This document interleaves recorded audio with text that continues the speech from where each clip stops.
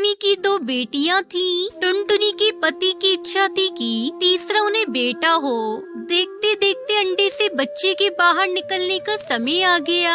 टुनटुनी का पति, उसके बच्चे और उनकी सहेलियां लूसी कबूतरी, छोटू तोता और भूरा कबूतर भी बड़ी आस से बच्चे के बाहर निकलने की राह देख रहे थे। तब लूसी ने कहा, हे भगवान, कम से कम इस बार इनकी इच्छा पूरी कर दो, इन पर अपनी कृपा बरसाओ, एक बेटा दे दो।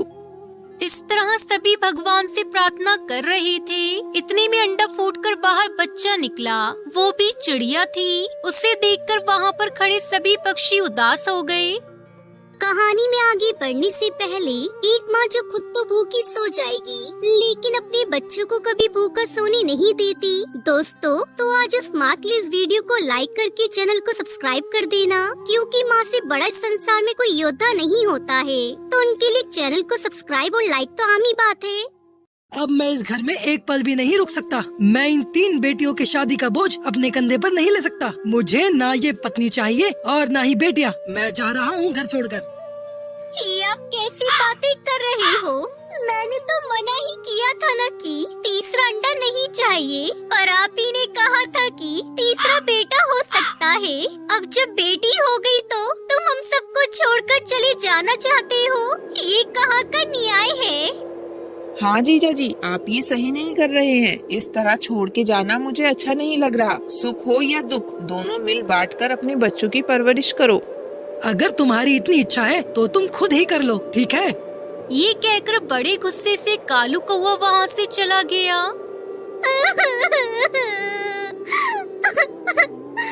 हे ऊपर वाले, इस दिन का अंदाजा मुझे पहले से ही लग गया था।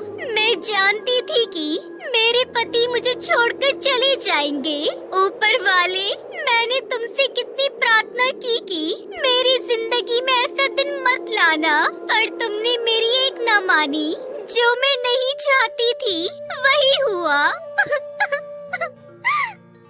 दिल छोटा मत करो दोस्त, हम सब है ना तुम्हारे साथ। तुम्हारे पति जरूर अपना मन बदलकर वापस लौटेंगे। यूं सभी उसे दिलासा देते हैं। दिन बीत रहे थे। एक दिन टुनटुनी चिड़िया अपने बच्चों के आहार की तलाश में निकली। टुनटुनी शाम तक घर वापस नहीं लौटी। बच्चे भूख से तिलमिला रहे थे।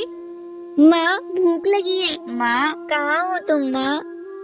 यूं वो अपनी माँ को आवाज दे रहे थे। पड़ोस के पक्षियों ने उन्हें दाना देकर उनकी भूख मिटाई। शाम को टुनटुनी चिड़िया घर वापस आती है। माँ, आप सुबह जाकर शाम तक घर वापस नहीं लौटती। हमें बहुत भूख लगती है। आस पड़ोस के पक्षी हमें कुछ खाना देकर जाते हैं। कभी देते हैं तो कभी नहीं देते। तुम ऐसा क्यों करती हो माँ? हमारे लिए जल्दी नहीं आ सकती? बच्चों, मैं तुम्हें क्या बताऊं? तुम तीनों की भूख मिटाने के लिए जानते भी हो मैं कितनी तकलीफें झेलती हूँ। मुझे आहार लाने के लिए बहुत दूर जाना पड़ता है, इसलिए लौटने में देर हो जाती है। माँ की बात को बच्चे भी अच्छे से समझ गए थे। वो रात बीत गई। टुनटुनी चिड़िया की सेहत खराब होने की वजह से वो बिस्तर से उठ नहीं पाई। उस दिन आस पड़ोस में कोई नहीं था। बच्चों की समझ में नहीं आया कि वो क्या करें। वो भी अपनी माँ के पास सो गए। बहुत समय के बाद टुनटुनी की आँख खुली। वो दुखी होकर अपने बच्चों से बोली, बच्चों, क्या तुम्हें भूख नहीं लग रही है क्या? नहीं माँ, तुम सो जाओ, हमें भूख नहीं लगी। तुम मेरे बच्चे हो, मैं जानती हूँ तुम्हें कब भूख लगती है। जब घर पर नहीं होती तब तो ठीक है, पर घर पर रहकर भी अगर मैं भूख ना मिटा पाऊँ तो कैसा होगा? ये सोचकर टुनटुनी माँ बच्चों के लिए रोटियां बनाने लगी। घर में इतना ही आटा था कि जिससे बच्चों की भूख मिटाई जा सके। टुनटुनी माँ ने पानी से अपना पेट भर लिया और वो सो गई। बच्चे भी खाने के बाद आराम करने लगे। बच्चों ने आपस में बात की। माँ ने हमारे लिए इतना कुछ किया पर वो बिना खाए सो गई। हमें माँ के लिए कुछ करना होगा। अरे, पर घर में कुछ भी नहीं है, इसलिए तो मैंने पूरा खाना नहीं खाया और माँ के लिए बचा कर रखा। मैंने भी बचा के रखा है। हाँ, तुम दोनों ही नहीं, मैंने भी बचा कर रखा है। पर हम माँ के लिए खाना बचा कर रखेंगे तो माँ नहीं मानेगी, इसलिए हमें कुछ और करना होगा। तो हम रोटियों के छोटे छोटे टुकड़े करेंगे और माँ से कहेंगे कि घर पर आटा था, तुमने देखा नहीं ठीक से। अगर माँ ने पूछा कि रोटी के टुकड़े क्यों किए, तो हम कहेंगे कि आप बीमार हो ना, आपको खाने में आसानी हो जाएगी, इसलिए ऐसा किया। हाँ, तो बहुत छोटी है पर बहुत समझदारी वाली बात की तुमने। ये सोचकर तीनों माँ के पास गई। माँ उठो ना माँ, माँ उठ जाओ। टुनटुनी माँ नींद से जागी। अरे बच्चों, ये तुम लोग कहाँ से लाए? उन तीनों ने वैसा जवाब दिया जैसा उन्होंने सोचकर रखा था। माँ उन रोटियों को खाते हुए रो रही थी।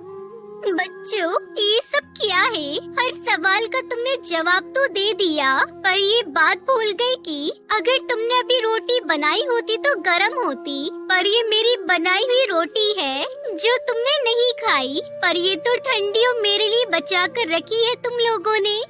इस पर बच्चों ने उससे कुछ भी नहीं कहा। माँ ने उन बच्चों को अपने गले से लगाया।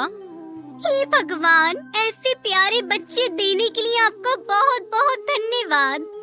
इस तरह तकलीफों के साथ ही उनका जीवन बीत रहा था। उनकी तकलीफों को देखकर उनकी सहेलियां कहने लगी, अरे लूसी बहन, टुनटुनी की हालात बिल्कुल अच्छे नहीं है, हम सबको उसकी मदद करनी चाहिए। मुझे लगता है हमें उसके आसपास ही घोंसला बनाकर रहना चाहिए और उसकी सहायता करनी चाहिए। और उन दोनों ने टुनटुनी के घर के पास में ही अपना घोंसला बना लिया। ये देखकर टुनटुनी बहुत खुश हो गई। तुम सबके यहाँ आने से मैं बहुत खुश हूँ। यूं ही दिन बीत रहे थे। वो दोनों पक्षी हर बार कुछ न कुछ टुनटुनी के लिए लेकर आया करते। टुनटुनी खुद मेहनत करती और अपनी सहेलियों की मदद को भी स्वीकार कर अपने बच्चों की परवरिश कर रही थी। तुम सब मेरी मदद के लिए यहाँ तक आए, इसका बहुत शुक्रिया। ये कहकर उसने खुशी के आंसू बहाए। टुनटुनी के पति को अपनी गलती का एहसास हुआ और वो अपने घर वापस लौटा। टुनटुनी, मुझे माफ कर दो, मैंने बहुत बड़ी गलती की है। तुम सबको यहाँ अकेला छोड़कर मैं चला गया। तुम सबको छोड़कर जाने के बाद ही मुझे एहसास हुआ कि परिवार क्या होता है। मुझे माफ कर दो। टुनटुनी चिड़िया ने अपने पति को माफ कर दिया और बच्चों के साथ टुनटुनी अब खुशी से रहने लगी। हेलो दोस्तों, स्टोरी अच्छी लगी हो तो लाइक करें, शेयर करें और चैनल को सब्सक्राइब करें।